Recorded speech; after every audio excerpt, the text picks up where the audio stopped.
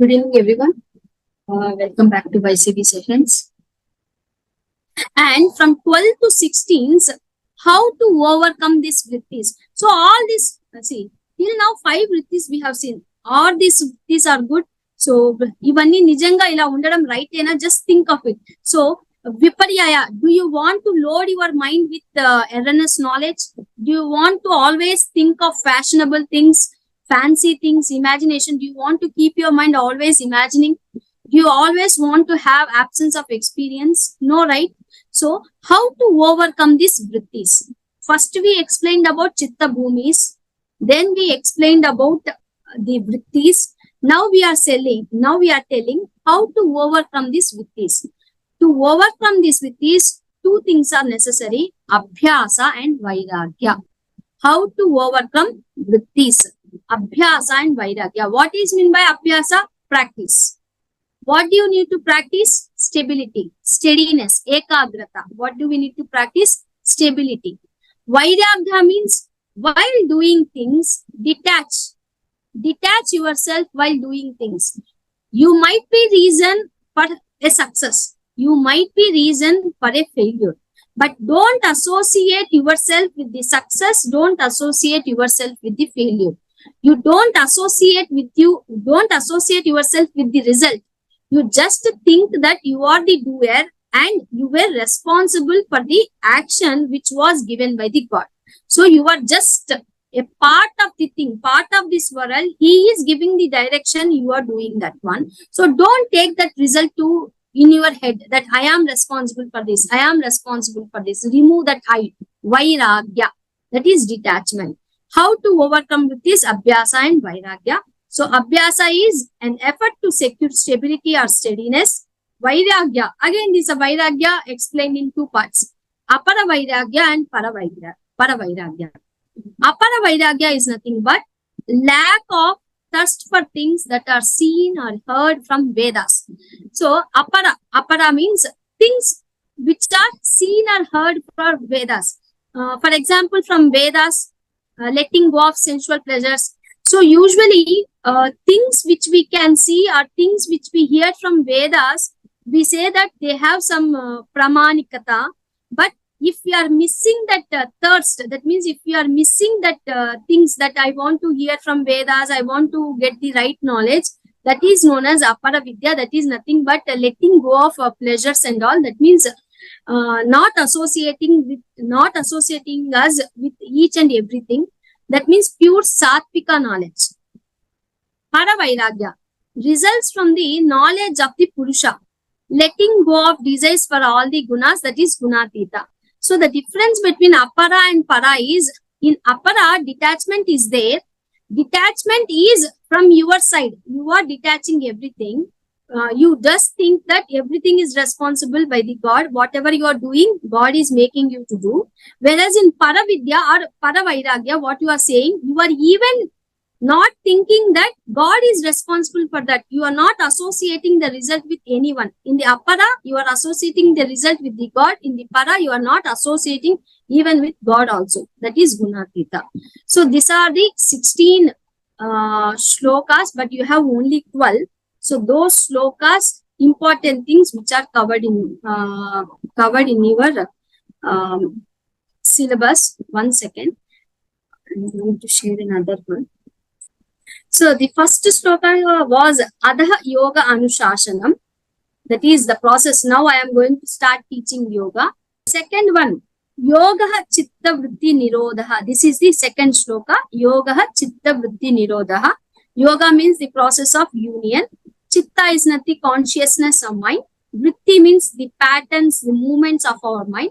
Nirodha is stopping. Yoga is to still the patterns of consciousness, or yoga is to stop the mind thinking, activities of the mind. Tada drishte swarupe avasthanam. Tada, now.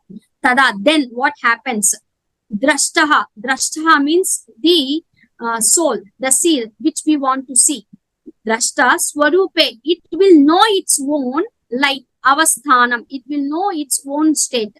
When the mind stops its fluctuations, then the soul will be able to see herself. The soul will be able to see himself.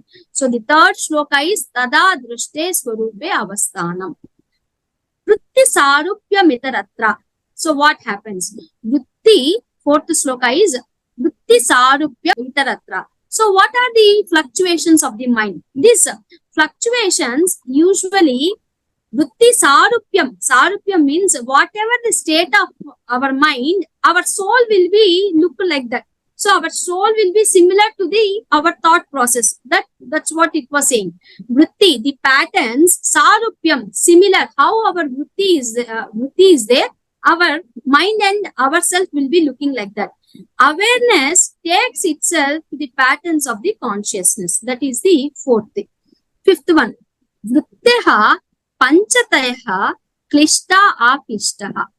Vritteha means these patterns. Panchatayah, fivefold. Klishta Aklishtaha. Klishta means painful. Aklishta means non-painful. So all these patterns, they could be of 5 types. Either it could be hurtful or it could be non-hurtful. So that's what there. The sixth one. Pramana, Viparya, Vikalpa, Nidra, Smriteha. All the 5 things given in one sutra. Pramana, Viparya, Vikalpa, Nidra, Smritihi. Pramana is the right perception, that is right knowledge. Viparya, misperception, that is wrong knowledge, erroneous knowledge. Vikalpa is the imagination. Nidra is the sleep. Smrita means memory or remembering. So the 5 Panchavrittihi are, they are right perception, misperception, conceptualization, deep sleep and remembering. Next comes Pratyaksha Anumana Agamaha Pramanani. So the right knowledge, it could be done with Pratyaksha, that is see, Anumana, inference, Agamaha, testimony from a teacher or traditional textbooks. So these are the 3 ways we know whether our knowledge is right or not. Right perception, that is right knowledge, we will get from direct observation, Pratyaksha, inference and the words of the others. 8th one. Viparyayo Mithya Ajnanam Tada Rupa Pratishtitam. Viparyaha, that is wrong knowledge may be arise because of Mithya, that is false. Mithya Jnanam, false knowledge. Wrong knowledge might be caused because of the false knowledge that does not have any sense, that does not have any structure at all. So you might have got somehow in your mind about the false knowledge, which is not right, which is not based upon any facts. Because of that, you might develop viparyayo, that is the misperception, wrong knowledge. Misperception is the false knowledge not based on what actually it is. Next sloka, 9th one or next sutra. Shabda Jnana Anupati Vastu Shunyo Vikalpaha. Shabda Jnananupati. Shabda Jnananupati Vastu Shunyo Vikalpaha. Shabda, that means verbal. The verbal language, Jnana, knowledge. Anupati is followed by Vastu, object, which is not Shunya. That is Shunya, empty. Vikalpaha, conceptualization. What he says that this Vikalpa, that is imagination. Third one was imagination. Imagination is derived from the linguistic knowledge, our own knowledge, with the help of the language, not contact with the real things. We just imagine. When I say a rabbit is having a horn, so there is no such thing, but we still visualize that, okay, there will be one rabbit, it will be having a horn. In general, that does not exist, but with the help of the linguistic skills, your imagination, that is also wrong. 10th one. Abhava Pratyalambana Vritti Niddaha. Abhava Pratyalambana Vritti Niddaha. So Abhava, that is non-existence, non-becoming. Pratyaya, perception. Alambana, resting on. Vrittihi, patterning. That is known as Nidra, sleep. Deep sleep is a pattern grounded in the perception that nothing exists. So this deep sleep is nothing but, in general, it is not existing, but it is built on that one.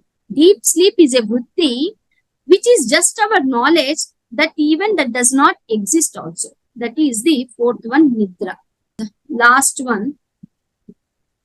Anubhuta Vishaya Sampramoshaha Smriti. Anubhuta Vishaya Sampramoshaha Smriti. Anubhuta, that is experienced. That means why memories will be there? If you have experienced something, then only it will stay in our mind, memory. So if I ask you in your childhood, how do you used to play? What is your free time? In your free time, what are your hobbies? How do you used to come outside of your class how do you used to play in the ground, etc., etc.? If you have experienced those things, then it will be in your mind. So anubhuta experienced. Vishaya object, asampramoshaha, not allowing to steal away, that becomes memory. So all the experiences which a particular individual or a particular chitta is going through, it can't be stealed by anyone. It can't be stealed like money. So whatever we are experiencing, that will be stayed in your mind. That is, remembering is the retention of the experiences. So until 11th and then 12th. Abhyasa vairaghyabhyam tan nirodha. So how to stop all this vritti, this all 5 vrittis, how do we stop it? With the help of 2 practices, Abhyasa and Vairagya. So you have to practice Abhyasa and Vairagyabhyam. That is, both practice and non-reaction are required to still our mind, to make our mind still. That are the first 12. Tatra sthitau yatnobhyasaha. So then, in that state, when you are able to practice Abhyasa and Vairagyabhyam, in that stability, so with that effort, we will practice stillness. So what we are saying, Tatra sthitau, practice is the sustained effort to rest in that stillness. You need to keep on practicing to be still. Then only we can reach the stillness.